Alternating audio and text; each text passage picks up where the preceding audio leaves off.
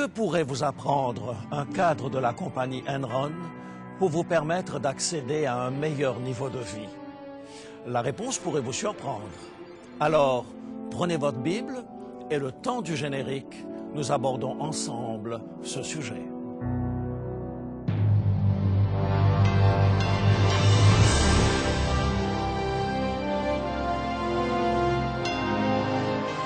Elle a résisté à l'épreuve du temps. La Bible, le livre de la révélation, est toujours d'actualité dans le monde complexe d'aujourd'hui. Voici, il est écrit. C'est un message de foi et d'espérance que vous présente maintenant José Élysée.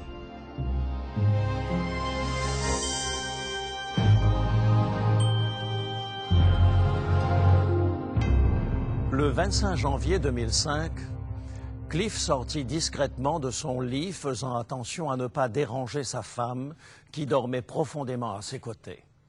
Il quitta leur immense maison de la banlieue de Houston au volant de sa toute nouvelle Mercedes S500, en la laissant glisser sans bruit afin de ne pas réveiller ses deux enfants.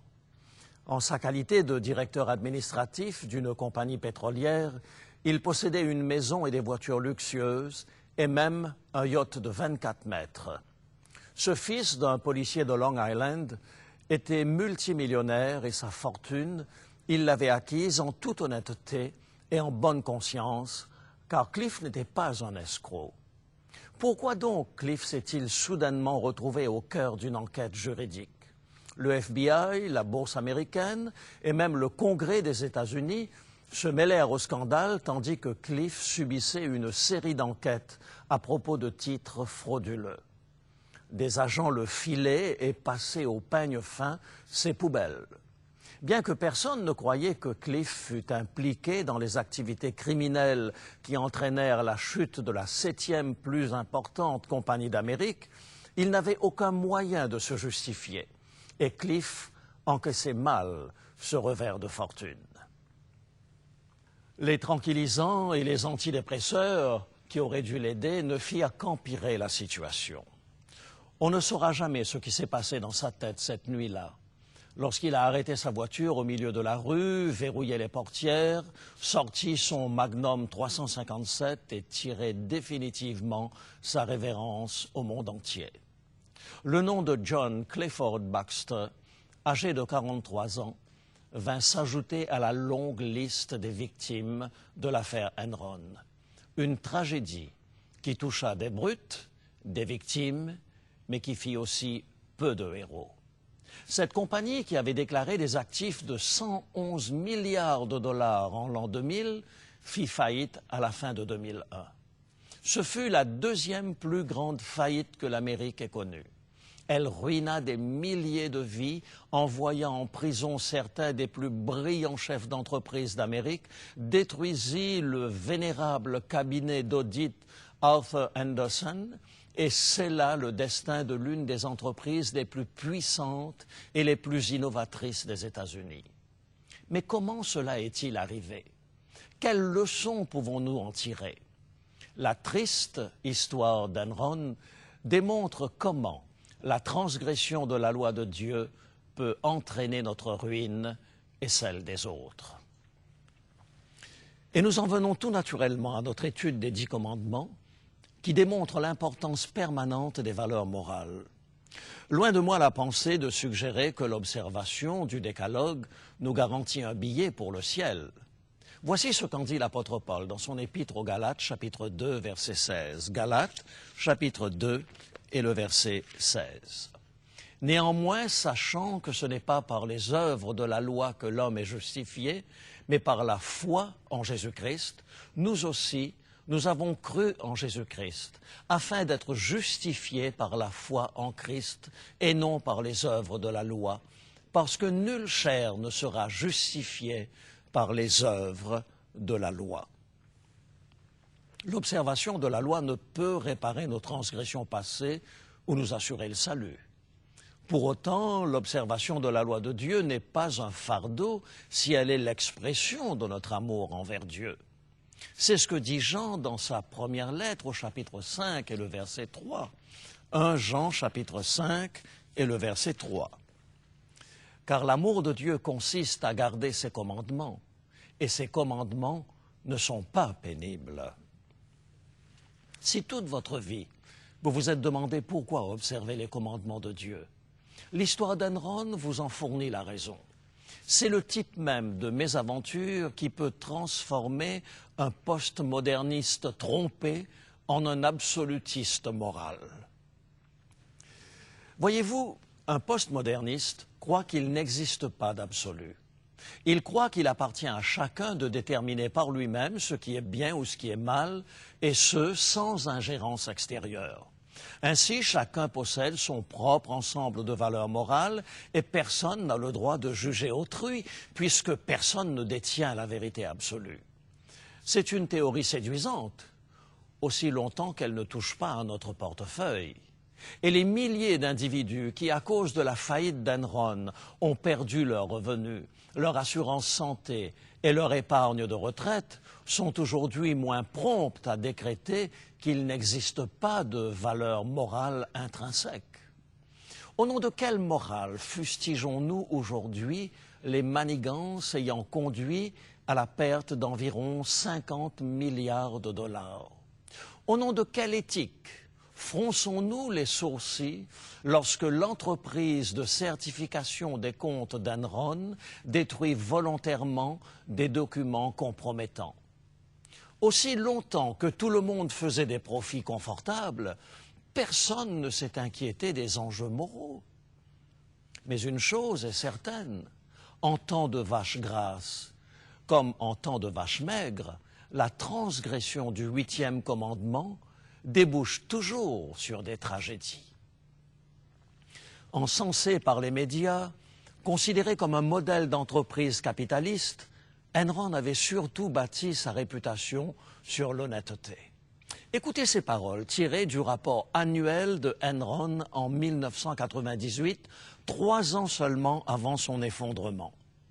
Nous traitons les autres comme nous aimerions être nous-mêmes traités. Nous travaillerons franchement, honnêtement et sincèrement avec nos clients acquis et potentiels. Pourtant, lorsque la faillite pointe à son nez, les dirigeants ne se sont pas gênés pour dire aux investisseurs et aux employés que leurs investissements étaient en sécurité. Au même moment, eux vendaient leurs actions massivement en empochant des millions de dollars provenant des plans de retraite de leurs propres employés. Ce n'est pas précisément ce que j'appelle traiter les autres comme ils aimeraient être traités eux-mêmes. En fait, cela ressemble davantage à ce passage du livre de Jacques au chapitre 5, les versets 1 à 4. Lisons-le ensemble. Jacques, chapitre 5, versets 1 à 4. À vous maintenant, riches, pleurez et gémissez à cause des malheurs qui viendront sur vous. Vos richesses sont pourries et vos vêtements sont rongés par les teignes. Votre or et votre argent sont rouillés, et leur rouille s'élèvera en témoignage contre vous et dévorera vos chairs comme un feu. Vous avez amassé des trésors dans les derniers jours. Voici le salaire des ouvriers qui ont moissonné vos champs et dont vous les avez frustrés, crie. Par une comptabilité tronquée, des délits d'initiés, des mensonges éhontés, les leaders d'Enron dissimulaient des milliards de dollars de pertes, maintenaient artificiellement la valeur des actions afin de pouvoir récolter de confortables bonis en vendant leurs actions surévaluées. Jeffrey Skilling, l'un des 2 plus hauts dirigeants d'Enron, empocha des dizaines de millions, vendit pour 70 millions d'actions, alors que des milliers d'employés, se fiant aux paroles de Skilling, perdaient tout lorsque l'action de Enron chutait de 90 $ à 61 cents. Skilling fut condamné à plus de 24 ans de prison. Son salaire en prison variera entre 12 cents et 1,25 $ de l'heure. À ce rythme, il lui faudra des milliers d'années de labeur pour espérer régler les millions de dollars de poursuites civiles intentées contre lui. Andrew Festo, le directeur financier, le cerveau derrière quelques-unes des transactions les plus douteuses d'Enron, a écopé de 7 ans de prison en devenant un délateur. Kenneth Lay, jusqu'au bout clama son innocence, tout en ayant empoché des dizaines de millions. Il fut cependant trouvé coupable sous 29 chefs d'accusation, entraînant une sentence de 45 ans de prison. Ce n'est certes pas le verdict que nous attendions, dit Lay après sa condamnation. Je crois fermement que je suis innocent des accusations portées contre moi, comme je l'ai affirmé dès le premier jour. Lay ne purgera pas sa peine car il est mort d'une crise cardiaque peu après sa condamnation. Seul Dieu sait ce qui s'est vraiment passé et jugera les vrais coupables. Mais cet exemple montre combien l'égoïsme et l'appât du gain peuvent faire souffrir beaucoup de personnes. Après avoir consacré leur vie à l'entreprise, les employés d'Enron ont vu s'envoler leur chèque de paye, l'assurance santé et le portefeuille de retraite. Et tout cela parce que Kenny Boy a choisi délibérément qu'il n'existait pas de valeur absolue et que le 8e commandement qui dit « Tu ne déroberas point » est caduc en affaires. Que l'on braque une banque à main armée ou que l'on falsifie des comptes d'une entreprise, aux yeux de Dieu, c'est la même chose. Cela s'appelle voler. Et ce n'est pas nécessaire de voler des millions de dollars pour être un voleur. Afin de payer mon année scolaire, j'ai exercé pendant quelque temps la fonction de sous-précepteur à l'internat de la faculté de théologie. Au début de la 2e année scolaire, une vague de vols frappa l'institution. Avertissements, menaces, fouilles systématiques après chaque vol, morale, rien n'y fit. Le précepteur s'arrachait les cheveux. Lors du conseil, je lui suggérais d'insécuriser le voleur. Il ne voyait pas comment l'insécuriser. Insécuriser quelqu'un d'insaisissable? Le principe est très simple, lui répondis-je. Tant que le voleur, son larcin commis, peut s'enfermer en toute sécurité dans sa chambre, il profite du respect que tous les autres ont de la propriété privée. Mais si vous enlevez les clés de toutes les portes des chambres, la sienne non plus ne sera plus le havre de paix où il peut compter et dissimuler tranquillement l'argent volé. Le précepteur ne parut pas convaincu, mais faute d'autre solution, il se résolut à le faire. Immédiatement, les vols cessèrent. De la même manière, je soupçonne nos concitoyens de profiter de la sécurité que leur procure le respect du 8e commandement par les autres afin de pouvoir mieux les tromper. Il existe une autre raison pour laquelle Dieu nous a ordonné de respecter la propriété d'autrui. Ce commandement est là tout autant pour le voleur que pour la victime. Laissez-moi préciser ma pensée. Alexandre avait grandi dans un foyer dysfonctionnel, un père absent, des amis peu recommandables, une mère trop occupée à joindre les deux bouts. Bref, à 17 ans, Alexandre, sur un coup de tête, s'empara d'une voiture arrêtée devant Starbucks et s'enfuit avec. Au bout de quelques minutes, l'ivresse du vol parfait passée, il fut horrifié de son geste. « Comment ai-je pu faire une chose pareille ?» pensa-t-il. Il eut l'envie de s'arrêter, d'abandonner la voiture et de prendre ses jambes à son cou. Mais plus il roulait, moins il se sentait coupable. En fait, son discours intérieur parvenait petit à petit à justifier le vol à ses yeux.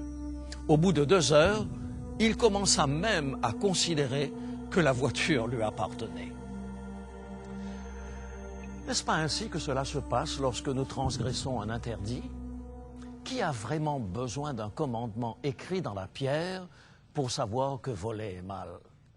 La première fois, je dois faire violence à ma conscience, mais à chaque répétition, cela devient plus facile, car j'apprends à ignorer les appels de ma conscience. Finalement, je trouve d'excellentes raisons pour justifier ma conduite.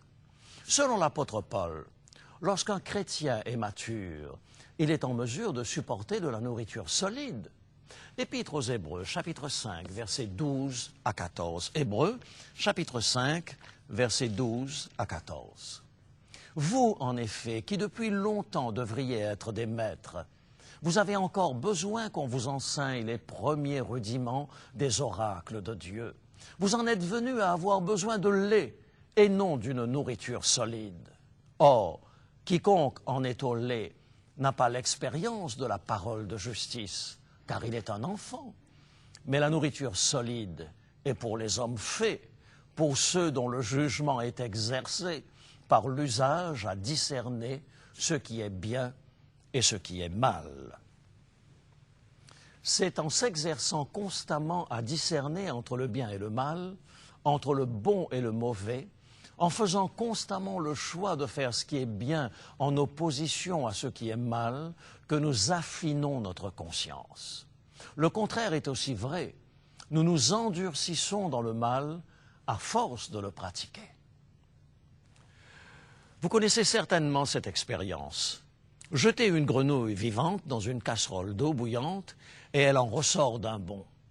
Jetez la même grenouille dans une casserole d'eau froide et elle se laisse couler au fond. Placez maintenant la casserole sur le feu et la grenouille n'aura pas le réflexe de sauter de la casserole et mourra ébouillantée. D'où la question, à partir de quelle température la grenouille aurait-elle dû quitter la casserole? Transposez la question dans la vie courante. À partir de quel niveau votre conscience devrait-elle considérer une action comme répréhensible? Vous pratiquez le péché. Plus vous le pratiquez, moins vous avez le sentiment que c'est mal. Êtes-vous en ce moment même en train de vous accoutumer à l'idée que voler de petites choses sur votre lieu de travail ne porte pas à conséquence? Abandonnez immédiatement cette pratique. Elle va vous détruire à la longue, comme elle a détruit tous ceux qui s'y sont laissés prendre. La Bible a une bonne nouvelle pour vous. Peu importe ce que vous avez fait, vous pouvez toujours trouver le pardon auprès de Dieu. Il y a 2000 ans, Jésus a pris sur lui la conséquence de vos fautes. Il y a 1001 façons de voler, mais il n'y a qu'une façon de trouver la paix et le pardon. C'est grâce à Jésus. Peu importe ce que vous avez fait, allez à Jésus et il effacera vos péchés. Réclamez-vous de la promesse d'une vie nouvelle et d'un nouveau cœur. Réclamez la puissance de résister à la tentation. L'Évangile n'est pas seulement la bonne nouvelle du pardon, c'est aussi la bonne nouvelle de la restauration d'une relation. Vous pouvez être libéré de ce péché, de ce crime. Vous le pouvez vraiment, car Jésus l'a promis dans l'Évangile. Évangile de Jean, chapitre 8, et le verset 36.